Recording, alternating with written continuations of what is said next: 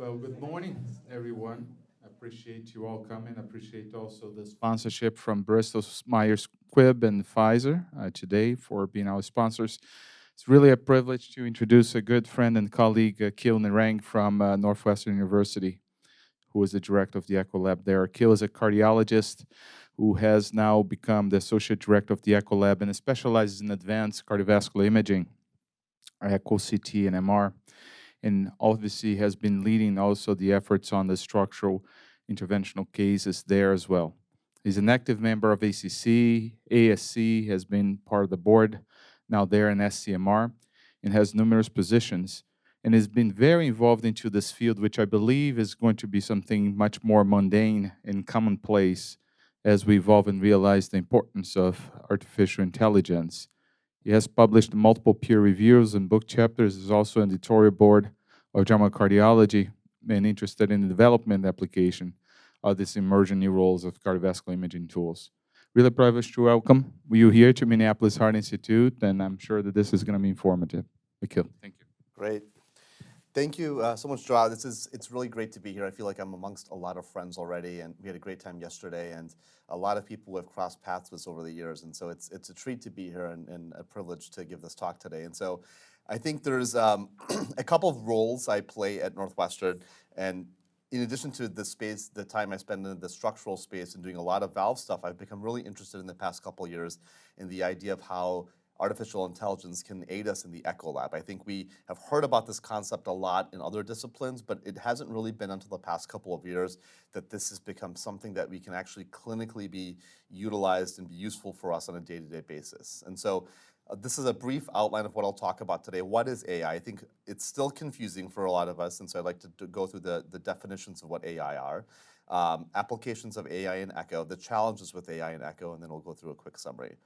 So it's interesting. So the beginning of modern AI actually took place in 1956 in Dartmouth. There was this conference on artificial intelligence, and you can see here a picture of some of the people at that conference and then what they looked like several decades later. And they put together this white paper in 1956 with this idea that AI is the study to proceed on the basis of the conjecture that every aspect of learning or any other feature of intelligence can in principle be so precisely described that a machine can be made to simulate it. Remember, this is 1956, there's no computers around, but people are already thinking about how can we make our lives easier using machines. And of course, in the subsequent years and decades, there's been an explosion of computer power to really make this a possibility.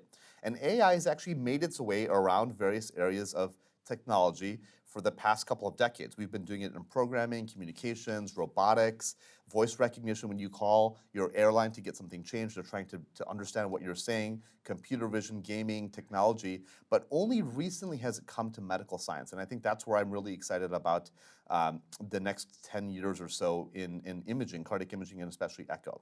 If we look at publications, I refresh the slide once a year, but I looked at this again in December 2021. If you look at the number of papers that look at artificial intelligence and machine learning from 2000 to 2021, you can see this exponential increase. So 97,000 papers that use these two terms, AI or machine learning.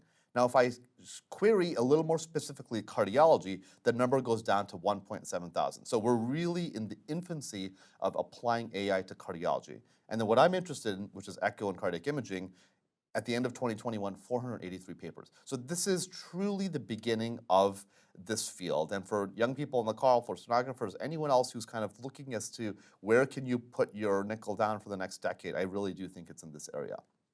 So why did AI take off? I think there's three main reasons for it. We know about Moore's law, the doubling of computer power every couple of years, so that's the rise of GPUs.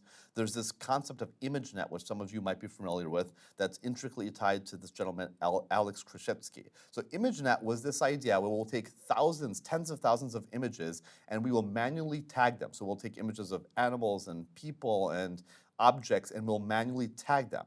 And then there was a challenge that was done, this was back in 2012, where Alex Krzyzewski actually won.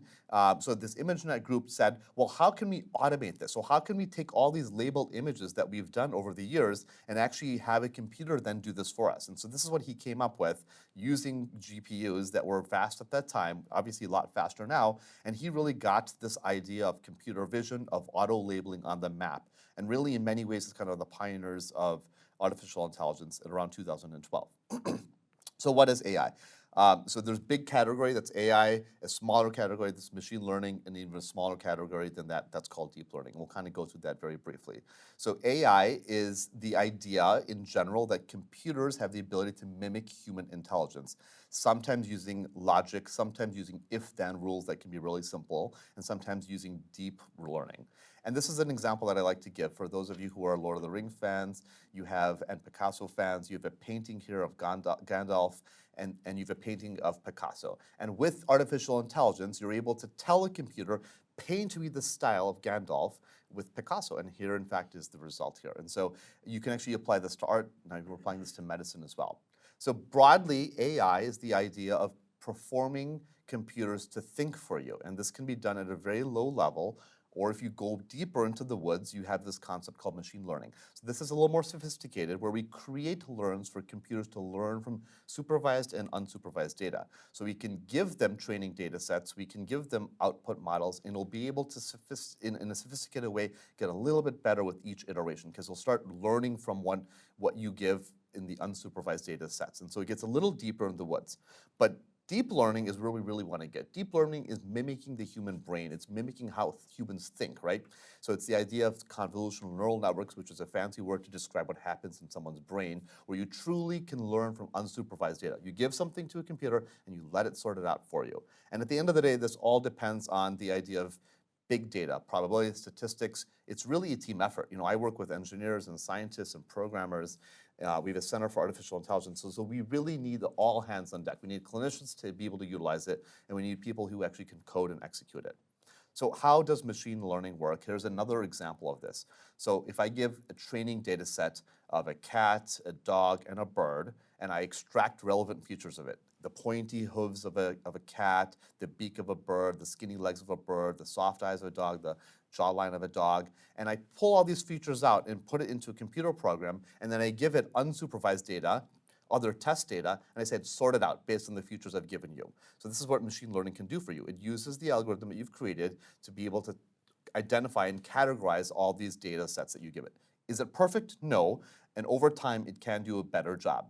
And it can give you some reasonable prediction as to what you're dealing with. This is a pretty straightforward example that uses animals.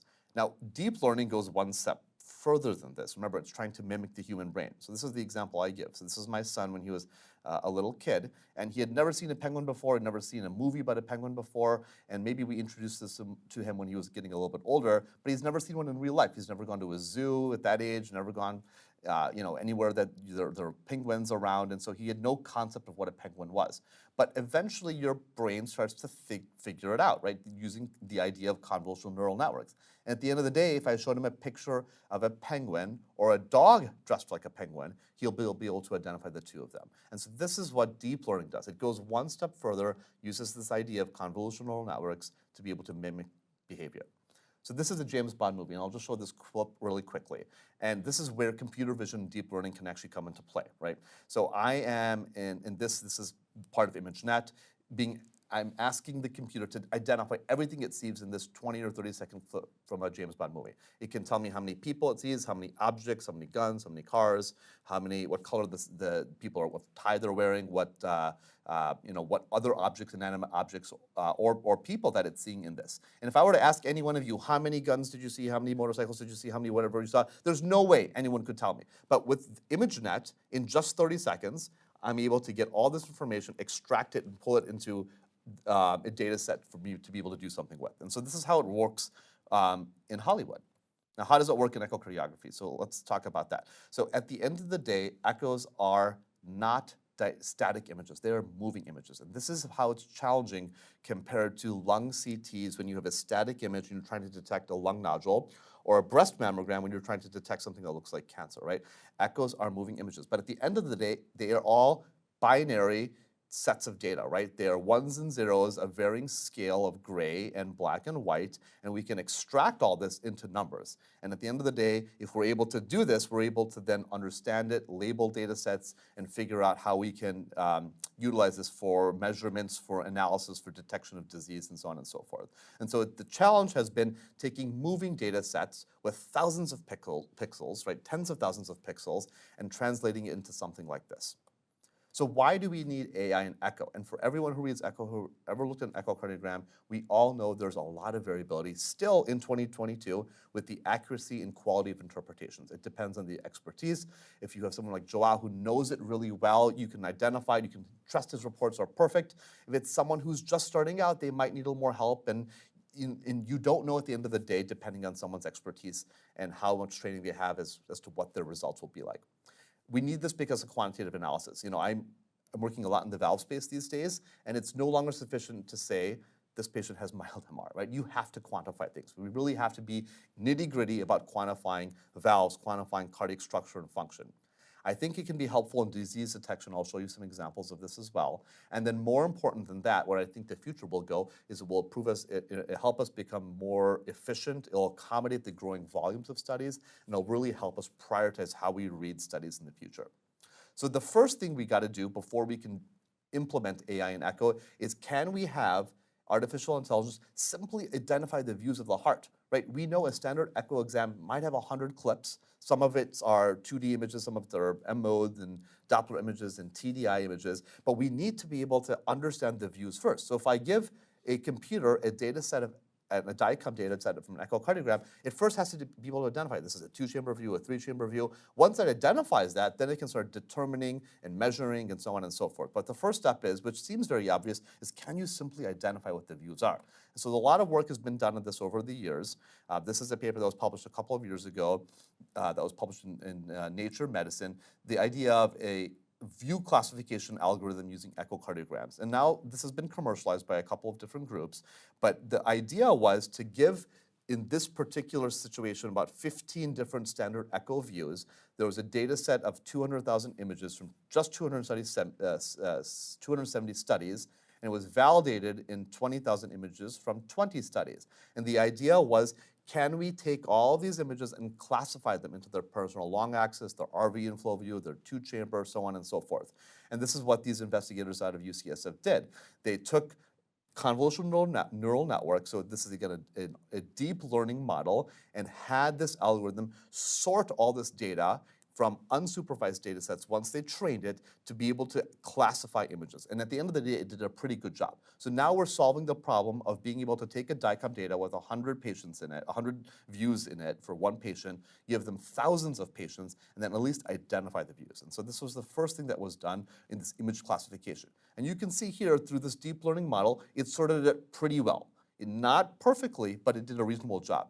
And it was then compared to the human, and it did better than the human for sorting it, which I still find puzzling because I don't know how someone can identify a 4-chamber view, a 2-chamber view, whatever it might be. The one thing I can maybe give a little credit to the algorithm is, you know, identifying the IVC versus the aorta in your subxiphoid views. But still, it still puzzles me that it did better than human, but nonetheless it did.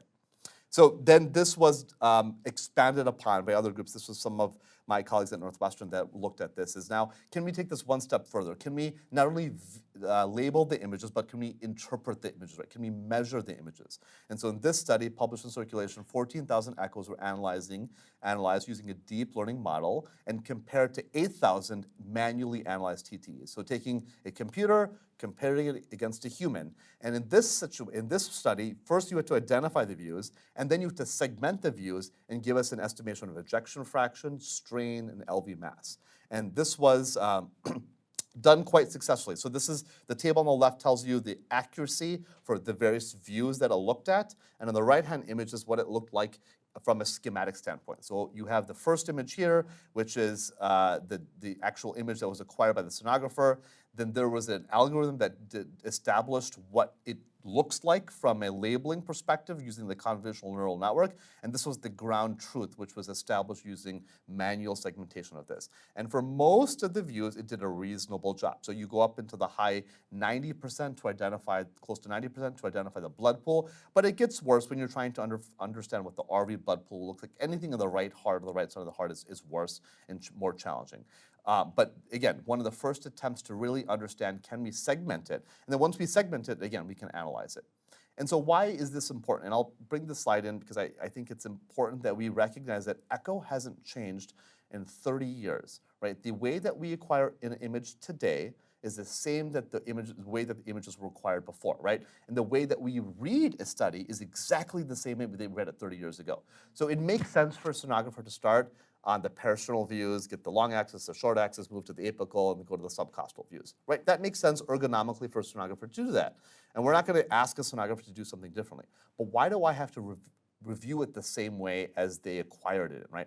I want to look at the mitral valve, and so I should be able to push a button, and now that we can have AI sort the views for me, it will then be able to tell me all the views of the heart that show the mitral valve. So I can quantify it, I can look at the eccentricity of the jet, I can look at the mechanism of the MR, but I shouldn't have to read it in the way that it's acquired. I really have to have a paradigm shift in how we think about things. So I want to be able to read it in the future by chamber or by lesion or by valve, by pushing a button, right? And I think once we label the images, once we're able to automate this, we'll be able to do it in such a way. So I think in the next 5 to 10 years, the way that we read echoes will be totally different, and we'll be reading it by chamber or by pathology as opposed to by the acquisition that we're doing it in. So this is why this is important in my opinion. So let's come to quantitative analysis from 2D. We all, rest our hat on the idea of ejection fraction, right? And I won't talk about why LV function is not ejection fraction. That's another talk. But we do know this is still the most important number that we put in a report for many people who are looking for an echocardiogram, right? We want to know if they have LV dysfunction, if we want to know if they have eligibility for an ICD, if they're improving to medical therapy, if they can qualify for a trial, and a lot rests on the ejection fraction. But we do know that there's a lot of variability when we quantify it, even by things like biplane methods of disc, right? Up to 14% variability. So how I measure it might be different, how Joao measures it might be different from how someone else in our group measures it, Richard measures it. And so I think it's important for us to recognize that we try to be quantitative, but we have a lot of variability in the way that we report things. So AI can help with this as well. And so this was the FAST EF study done by Partho Sengupta, where he looked at 255 patients with a deep learning model and was then asked the computer and the algorithm to generate LV volumes and ejection fraction. And again, compared it to the humans. So first of all, this was feasible. It was done in 98% of patients. We can push a button and get an ejection fraction. It took 8.1 seconds per patient. This is a couple of years ago. Now this can be done in a split second. Before I'm even opening up the echo report, I have this data in here. When you compared it to the human, there was no variability because it gave you the same output every single time. So there's no variability compared to the 14% variability that was seen for the human interpretation of this. And then you can see here the Blonde-Altman analysis really showed favorable results to really establish, compared to ground truth, what the actual value is. And so this is accurate, it's reproducible, and now it's getting fast. And so can we go further? Can we go one step further with this? And not only can we get ejection fraction now, we can identify chambers. Can we go one step further and help identify diseases and disease states? And the answer is yes. This was a data set that came out of Cedars-Sinai. One of my colleagues, David Oyang, who we work with, had this idea of training tens of thousands of echocardiograms and letting it go wild to see what it can come up with. And in his analysis, he was able to get ejection fraction, global longitudinal strain, and the data was much better than what we see with the humans. He was able to see and predict whether or not there was heart failure in patients when you correlate it with the EMR and the big data that you can get from the clinical chart. He was able to identify that if there was a pacemaker lead, you can see the AUC curves here, if the atrium was dilated, if there was left ventricular hypertrophy. So with high degree of confidence, we're starting to be able to now identify things in the heart or problems with the heart. So pathology, right? That's where the holy grail is from AI. Great, it can help me get things measured, it can help me identify the views, but I really want to understand how can it help me with disease detection. And so that's why we're starting to, as the story involves, get one step further with this. In his study, he was actually even able to predict the gender of the patient, the age, the weight, simply based on the DICOM data. So there's a lot of stuff that you would think would be agnostic to a DICOM data from a 4-chamber view, but in fact, you can train a data set to be able to really get a lot of clues about a patient simply from the DICOM data. So this was actually published just a couple of weeks ago at ESC in Europe. And so this was the EchoNet randomized controlled trial, which was kind of the first of its type to really compare AI to sonographer or human assessments when it comes to ejection fraction. So this was about 3,500 patients that were scanned. All these patients got scanned, and then all these data sets got analyzed by an AI algorithm, randomized one-to-one from a sonographer algorithm. And at the end of the day, a cardiologist then looked at all of the ejection fractions and was able to manually change the borders, the endocardial borders, to see if they agreed with the interpretation from the sonographer or from the AI algorithm. And they did this in a completely blinded format. And their primary outcome was the proportion of studies that were changed for more than 5% difference in the ejection fraction. And the results were astounding. And I'll give you an example of this. This was the DICOM data set that was sent to the sonographer and to the AI algorithm in the middle. One is done by the AI algorithm, and the other is done by a sonographer. 3 different patients. Can you tell the difference between the two of them? And I'd argue you probably cannot. And at the end of the day, the human could not, the cardiologist could not. In fact, they changed the ejection fraction less often in the AI algorithm than they did from the sonographer. So now we're starting to see our sonographers are precious resources, and we need them to focus on not necessarily pre-reporting and pre-measuring, but actually scanning patients. So the sonographer, in many ways, their job can be simplified so they don't have the pressure of having to put in a report and do measurements to really focus on image acquisition as we add more and more to their plate, strain, 3D, so on and so forth. But the outcome was really impressive in this particular study. What about quantification when it comes to strain? So this is also important. And we know that subclinical LV dysfunction sometimes is manifested with strain changes before the ejection fraction drops. And so can we not only identify views, but can we do endocardial border detection and myocardial border detection to be able to do strain analysis? And the answer is yes. And so this was a study that looked at this, and the correlation that they found was 0.93. So it did an excellent job with being able to identify compared to a manual segmentation of strain. An AI algorithm was able to do this. So, and again, I come to this idea next of disease detection, and sometimes the answer is right in front of you. So that's where we really need to go. I think that's where our challenge is in the community, and I'll show you some data about that. This was an AI algorithm that was trained to detect hypertrophic cardiomyopathy, amyloid, and pulmonary hypertension. We struggle with this all the time. I get referrals in for cardiac MRI for patients who have thick LVs, and we're asked to say, is this hypertrophic cardiomyopathy? Is this an infiltrative disorder? Is this athlete's heart?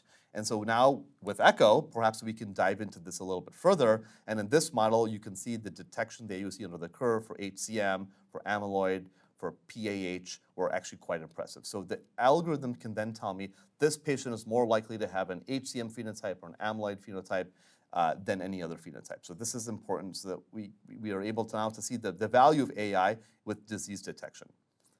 I'll give you an example of a patient that we saw in the hospital a few months ago. So this is a 37-year-old guy who came in, no medical history, with atypical chest pain. Many people would look at this echo and say, I think it looks normal to me.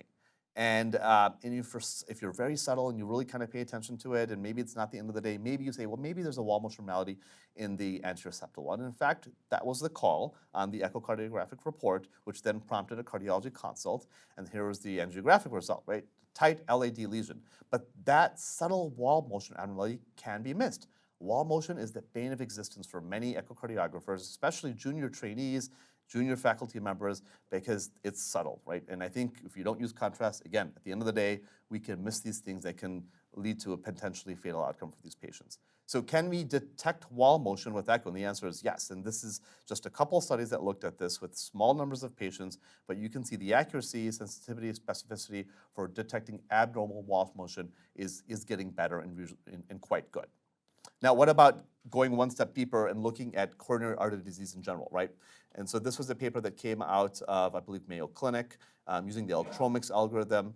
And they looked at stress echocardiograms and patients who had an invasive angiogram within 6 months. So they knew what the coronary anatomy looked like. Probably could have done a coronary CT as well.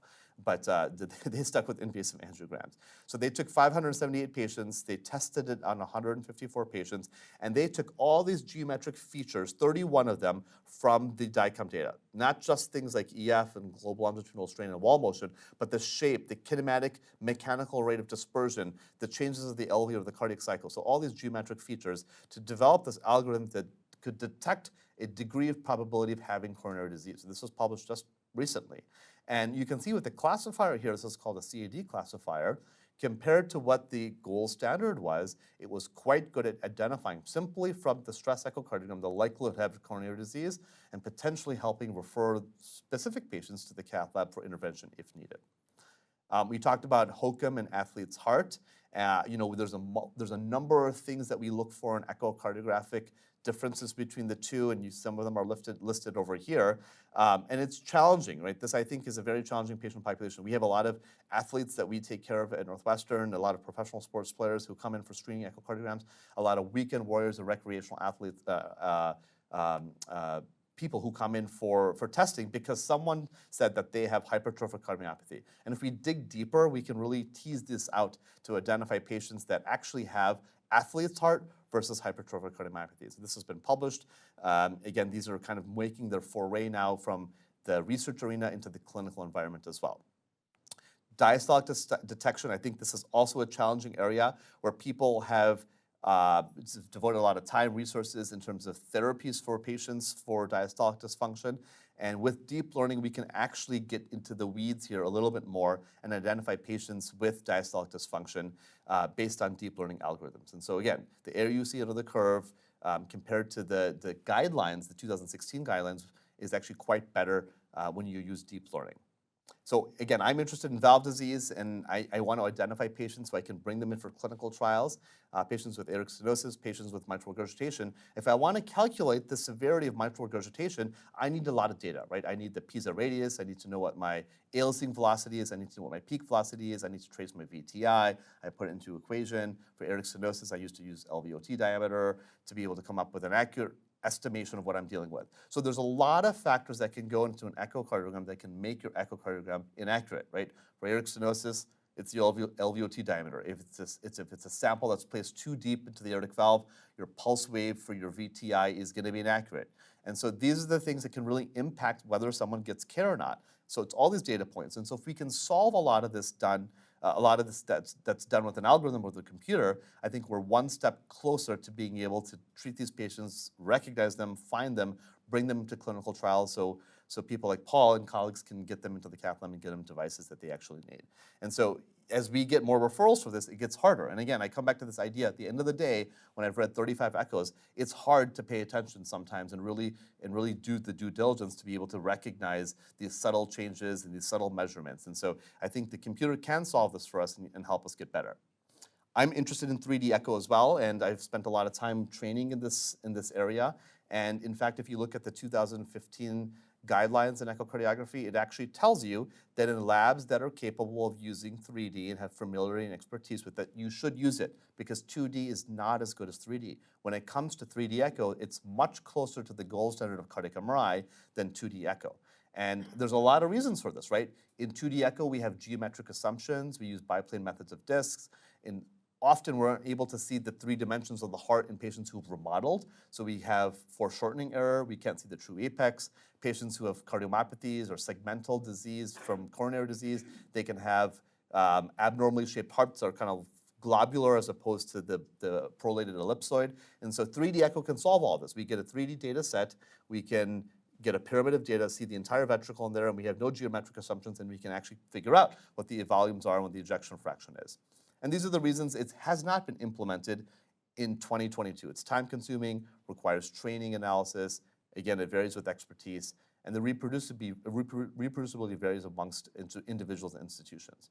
And so some work I've done in this space is to help with partners in industry to create this real-time automated 3D chamber quantification tool that now we've applied to the right ventricle. It's called Heart Model. This is on the Philips platform. There's something that exists on all the other vendors. What we did is we gave a library of 1,000 images, about 1,000 images, and we helped segment it out so that we can give a generic model from these 3D acquisitions of the LV. And from there, we had some local adaptation. We worked with the Philips engineers to be able to figure out how we can actually make this better. And at the end of the day, you had a final output that gave us an ejection fraction and volumes based on a 3D acquisition of the heart. The good thing is we trained it with multiple data sets, not just patients who had normal hearts, but those who had dilated cardiomyopathies. We called this banana-shaped septum, the sigmoid-shaped septum as well. And these are some of the early results that showed that the end diastolic volumes, end systolic volumes, EF, and the left atrial volumes, when compared to core lab analysis, were pretty spot on with small variability and small bias and error. We went one step further, and we wanted to make this dynamic. So we did this throughout the cardiac cycle. So before you had one image at end systole, one image at diastole, and now we wanted to do this throughout the cardiac cycle and have this dynamic heart model that allows us to look at curves, volumetric curves of the left ventricle and left atrium throughout the cardiac cycle. And so this is an example, a screenshot of how it actually works. So I took a patient who's already had this 3D acquisition. All you have to do is click on the button. It takes about 5 to 10 seconds for it to load up and automatically gives you this output. So within just a few seconds, if you have a simple 3D acquisition, obviously you have to have a good quality picture, you get this output. And it automatically segments out your LV and your LA, and then also we're doing this for the right ventricle now too. And so in many ways, if you think about sonographers and their workflow, rather than having them do 2-chamber, 3-chamber, 4-chamber, I can have them do one 3D acquisition, one pyramid of data, segment it out, get all the information I need. And then if we go deeper than that, one day we'll be able to do this for valves. We'll be able to get one major acquisition of the LV, including the mitral valve and the left atrium, one major acquisition on the right side of the heart. It'll segment all the data for the left ventricle, the left atrium, the right heart as well, and then also the valves. And then if you add color to it, you can get quantification done as well. This is done within 30 seconds. We have now implemented this in our lab, and so we have most of our patients who get this 3D acquisition, and now we're experimenting with those who have very good views to actually eliminate some of the steps from the 2D data set, because we can get the 2D data set from the 3D data set. We have a number of trials at Northwestern that we're doing with this application. So I'm looking at patients who are admitted with heart failure and how they respond to GDMT and diuretics after they're being hospitalized. What never made sense to me is you have patients who come in with heart failure, you have all this volume inside their heart, you diurese them, and then you just send them home because they feel better, right? But why can't we use echo to be able to tell us, are these patients better? Should they go home? And so I'm using 3D echo to look at the response to diuretic therapy, GDMT, to see if there's remodeling of the heart, to see if the volumes after diuresis are shrinking that we can detect potentially with 3D and not see this with 2D. Cardio-oncology, huge space that we can use this for. And then also in patients who have discrepant evaluations of the LV, right? 1 week, the LV ejection fraction is 60, another day it's 50, which may or may not allow them to go into clinical trial, might change their need for mitral valve surgery. What's the ground truth, right? So I think this is where it can help discrepant evaluation. And then it might reduce the need for cardiac MRI, although I think the need for that is actually quite clear. We published our results a couple of years ago as well. This was in the European Society. What we did is we took patients who were being referred for echocardiograms, and we did a same-day cardiac MRI and a same-day 3D echo, and we compared the results. And so we did time volume curves from the left ventricle and from the left atrium, and compared against the ground truth of cardiac MRI. And I won't go through all the details here, but the results were very impressive. With the heart model 3D acquisition, overall, we had much better correlation compared to 2D with the ground truth of cardiac MRI. And we looked at a number of parameters of the LV, ejection indices, filling indices, to really prove that point. And we did the same with the left atrium as well. And so I think when we have good quality images, we are now routinely implementing this in our lab to use these 3D acquisitions. Now, what about the right heart? This is challenging for a variety of reasons. I spend a lot of time looking at the RV when I'm in the imaging lab, whether it's an MRI or an echo, and this is because it's a complex structure, right? It wraps around the LV, it's thin-walled, it has a low pulmonary resistance in afterload, it's sensitive to changes in afterload, it can dilate pretty easily, it can shrink back easily as well, and so it's a tough chamber to look at, and there's no one echocardiographic view that looks at this. But with 3D, a pyramidal acquisition of data will capture the entire right ventricle. And what we've done now is we've shown with 3D analysis from echocardiograms, I can get a 3D model of the heart that is automated, that gives me an ejection fraction, it gives me a volume, it gives me a stroke volume as well. Now, it's not as good as the LV, right? I think in about 25 to 30% of these patients, I have to manually change the endocardial borders to make it match. But whereas with the LV side of things, we have to do it in less than 5% of the patients, but the algorithms are getting better. And at the end of the day, I think it gives me a lot of confidence that we should be moving beyond things like TAPC and S prime from echo in reporting a systolic function of the RV. We should be looking at 3D RVEF.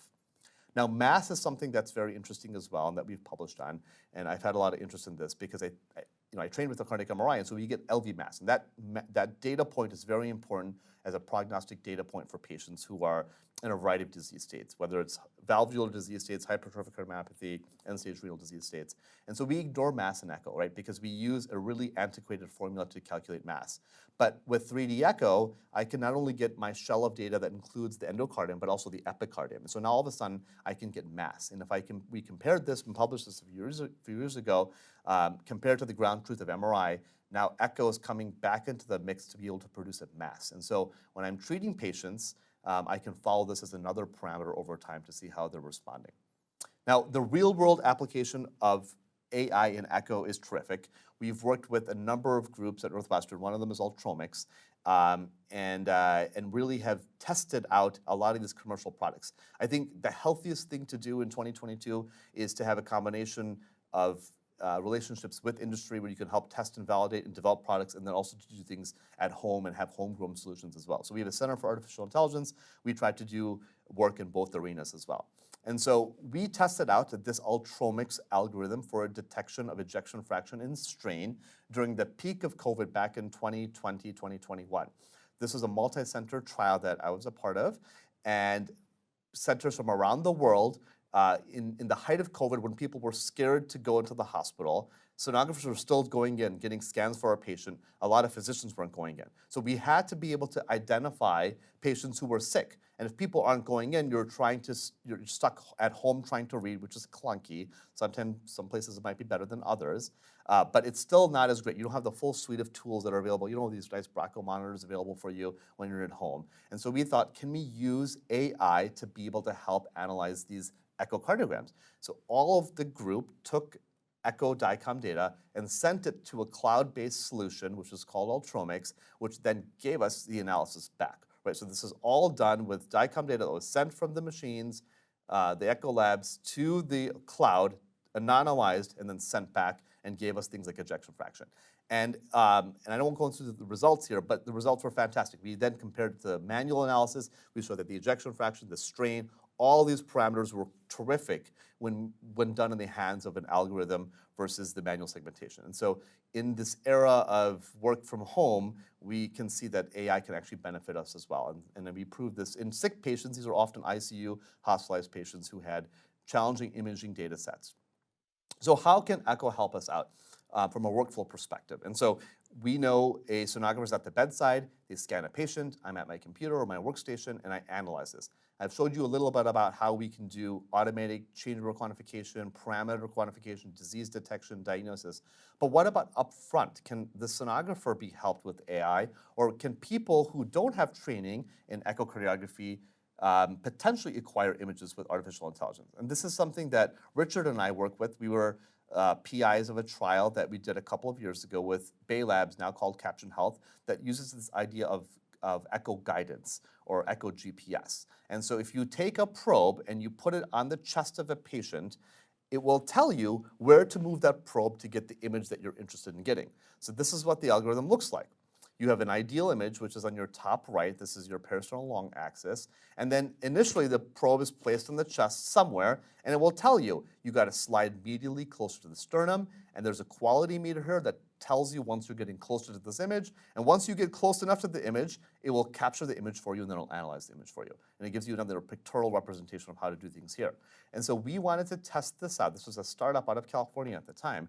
We wanted to test this out on patients here at MHI and then also patients in Chicago. So we did a prospective trial that Richard headed up at MHI and I led up at Northwestern, where we took 240 patients and we decided to take patients who, so these are real world patients that are being referred for an echocardiogram. So these are not healthy 20-year-olds who are being volunteered for the study. These are actual real patients.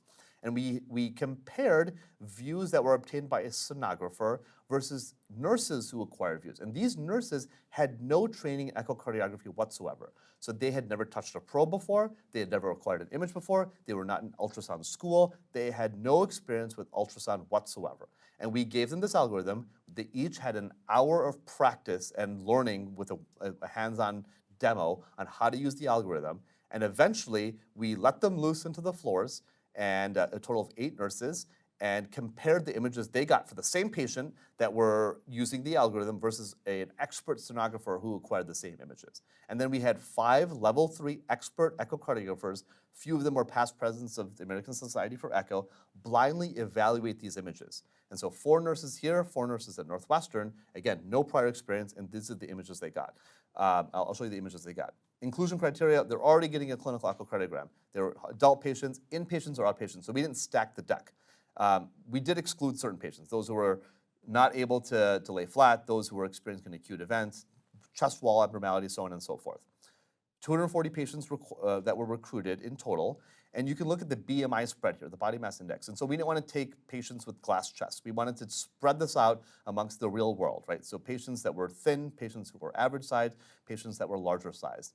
There was a variety of distribution and race, and most of these people, 2/3 of them had a known cardiac abnormality. Some of them had pacemakers, some of them had valves, artificial valves, prosthetic valves, TAVRs, and the age range was in a middle age to an upper age population. So we took patients that were not necessarily just young, right? So you can see the spread amongst the patients as well with respect to their BMI. We published this in JAMA Cardiology very recently, and the primary endpoints that we looked at for this study were left ventricular size, left ventricular function, right ventricular size, and the presence or absence of a non-trivial pericardial effusion. So again, this is not going to replace the sonographer, right? This is for the middle of the night when there's no one available who needs to get a quick, patient comes in with undifferentiated shock. We're in a resource-poor setting. You're in the middle of the emergency room in the middle of a third world country, and you need to be able to get some basic data for patients. Can you get someone who has no training with echo to put a probe on the chest and have this algorithm help you get some images? And then when the results were looked at, again in a completely blinded fashion, what we asked the echocardiographers to say, were the scans sufficient for diagnostic quality? And in 90+% of time, the answer was yes. Right ventricular size, again, a little bit lower, 92%. But for the rest of the data, almost 99% of the time, they were able to evaluate left ventricular size, LV function, the presence or absence of a non-trivial pericardial effusion. The secondary endpoints were a little more detailed, to go to the aortic valve, the mitral valve, the left atrial size, to look a little more closely at the IVC. And so then we asked our blinded experts, what was the results? Could you be able to interpret these images for basic analysis of these structures? And again, the answer was yes for the vast majority of them. The IVC probably had the worst data, 57% of the time when acquired by the nurse using the algorithm versus 91% of the time from the sonographer. And obviously the sonographer performed better, right? The sonographer will have better quality images. But for the vast majority of these primary and secondary endpoints, they were called diagnostic by blinded experts. And so that goes a long way to be able to say, well, now we can have images that are actually captured with artificial intelligence. So these are just a couple examples. This was one of the examples, a 63-year-old female, small BMI, COPD, no known cardiac history, no prior echocardiogram. These are all scans done by a nurse, and these are fantastic. I mean, these are really brilliant quality images that were obtained by the nurse. Again, no training in echocardiograms, just the algorithm that helped guide them where to go. Here are the peritoneal views of the chest for this patient, and then the subcostal views, so in the IVC. So you can see overall did a really great job with this.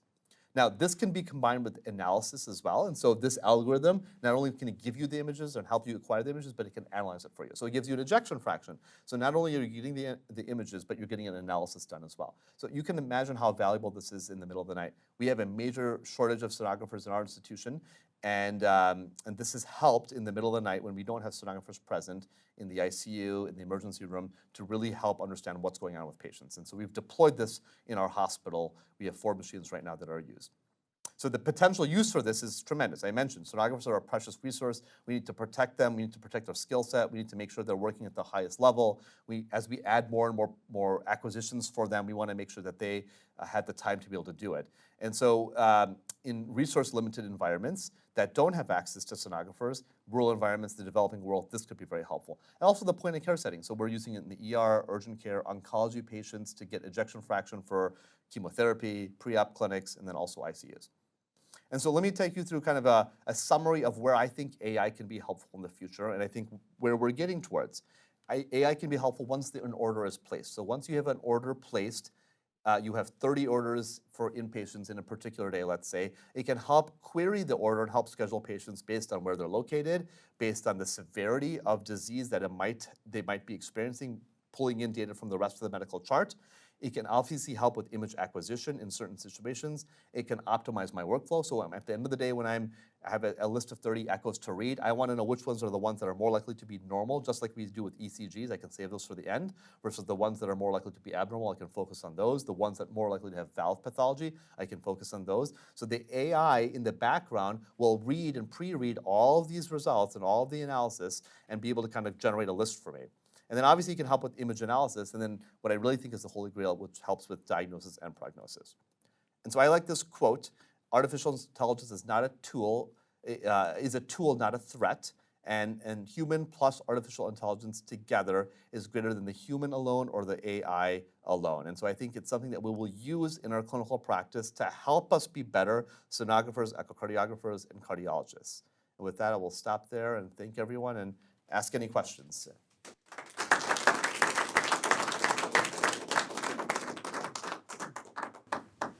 This was a great talk and very, Elizabeth, I got a couple questions. Should I start with Richard? Thanks, Akhil. That was wonderful. How do you envision this eventually rolling out in the real world? Do you envision this being vendor dependent on each cart, so that as the study is done, you get an interpretation, or do you envision this as an offline? Yeah. All the studies come in, it gets processed, and then goes to your, and Absolutely. each company needs to validate the algorithms on their own platform. And so how do you envision this working out? That's a great question. We have white papers coming out from the American Society Echo to address some of these questions. It's similar to what we did with strain in 3D many years ago, right? Each individual vendor has an interest in the space and are working in the space. And so they want a piece of the pie, so to speak, and they want this on cart. I think what we will eventually do is have standardization so that everything can be done on cart or off cart across vendors. I think it will be integrated online so that we will have a lot of the analysis done at the time of the acquisition while images are being acquired. And it will get as sophisticated as, I think I see severe MR, but you're not showing me a good enough view of the left atrium that shows me that it's dilated. Can we go back, and it'll tell the sonographer to go back and look at the left atrium. So I think that's going to happen. It's a few years away. And then I think when it comes to reporting it, it will be pulled into a reporting tool. So a lot of the reporting tools that we use right now, we use Singo, whether we use Accelera, whatever it might be, have to be agnostic to the images that are coming in. And so I think the challenge is to really make this take off, is to make it vendor neutral and agnostic, but allow individual companies to be able to do their own analysis. Will we have to validate each version of those? I think so, just like we did with strain. Strain done in GE, strain done on Philips, strain done on Toshiba needs to be validated against Tomtec or something that's vendor neutral and validated amongst themselves. So we'll start to see those studies come out as well. And it might be something basic with ejection fractions and volumes to start out with, but eventually we'll get into the valve space as well. I think it's a few years away, which is why it's an exciting area to work in, but ultimately I think we'll all be streamlined within our workflow for what we reported. I have a question in regards to comparison of prior studies, right? So that's what have been the interval changes, and are we there yet? Because the human eye, it takes time to load the study. Absolutely. But could the machine already say, hey, there is a change in the left atrium size or ejection fraction wall thickness? Are we there yet? Yeah, so I think the answer is yes. I have gotten some previews from companies that I work with about this, and so the idea is if a patient is coming in for an echocardiogram and they had 3 other echocardiograms in the system, it will prefetch those echoes, it will locally load them, and it will help do comparisons between your one that you're acquiring now and the ones in the past, and to give you trends over time that can be displayed in your report. What would be even more exciting, which I think will happen eventually, is that we'll pull in multimodality imaging data, right? So we'll pull up a cardiac MRI, it will see that there's scar in the inferior wall from an infarct, and then we'll relook at the wall motion and analyze those patients to be able to analyze, is there a wall motion here that we would expect to see in this type of situation? So I've seen prototypes of it, I've seen kind of very early products of it. I think that will happen, again, a few years away, but that is really important. Whenever we're looking at echo testing, we're often comparing and have a comparison statement just like we do with other cardiac imaging, and that's a necessary component to that. So I've seen the prefetching and comparisons happen already. And then it also will allow the user to be able to compare things easily too. So if I want to see the MR that's getting worse, I can say, show me the MR from all 3 previous studies in the same view, the same acquisition, the same quantification as well. Yes. Scott, you have a question? John, do we have a question too? Thank you for that very great talk. Can you just help me? How does our AI handle regional wall motion abnormalities, assessment of that, and how do you, what is the reference standard? Is the human the best reference standard for that? Yeah. So the answer is the human probably isn't the best reference standard. I think we got to be a little bit more objective. I think MRI, because of its spatial resolution, is probably a better tool to be able to assess regional wall motion abnormalities. I think if you add on things like contrast, you're getting a little bit better with echo. I think the role right now is to be able to detect regional wall motion abnormalities correlated to resting strain to identify a pretest probability of someone coming in with chest pain who might have coronary disease. That is something that people are very interested in, and a lot of work has been done in identifying regional wall motion abnormalities.